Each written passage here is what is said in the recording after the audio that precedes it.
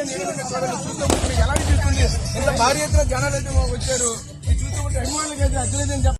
ఈ రోజు కాదు, ఈ డయాస్ మీద నేను చెప్తాను మాట్లాడతాను కళ్యాణ్. నేను త్వరలో నిన్ను హీరోగా పెట్టి ఒక మూవీకి ప్రొడ్యూస్ చేద్దామని చెప్తే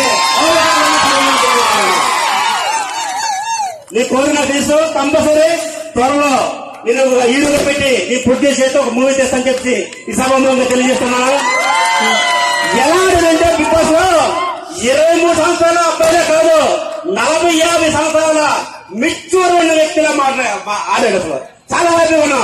ఇంట్లో కాదు, నేను చెప్తాను, ప్రతి ఒక్కరు కూడా ఇందాక మన శాఖబా చెప్పాడుగా, ప్రతి ఒక్క ఇంట్లో కూడా ఒక కొడుకు, ఒక తమ్ముడు, ఒక అన్న, ఒక బ్రదర్, ఒక స్నేహితుడిగా భావించి ప్రతి ఒక్కరు కూడా ఓన్ చేసుకున్నారు. ఆడ మత కుల మత భేదాలు ప్రతి ఒక్కరు దేశ ప్రజలను కూడా ఏకం చేసుకుని వారు మాత్రం చేశారు. థ్యాంక్ యూ పడాలా. నేను మీకు మాట ఇచ్చాను, నా దగ్గరికి ఇంకో సెల ముందు కళ్యాణ్ పప్పుతో తిరిగి వస్తావు కంపల్సరీ. ఆ రోజు మీకు నేను 100 కాలతో వెల్కమ్ చెప్తానని చెప్పాను.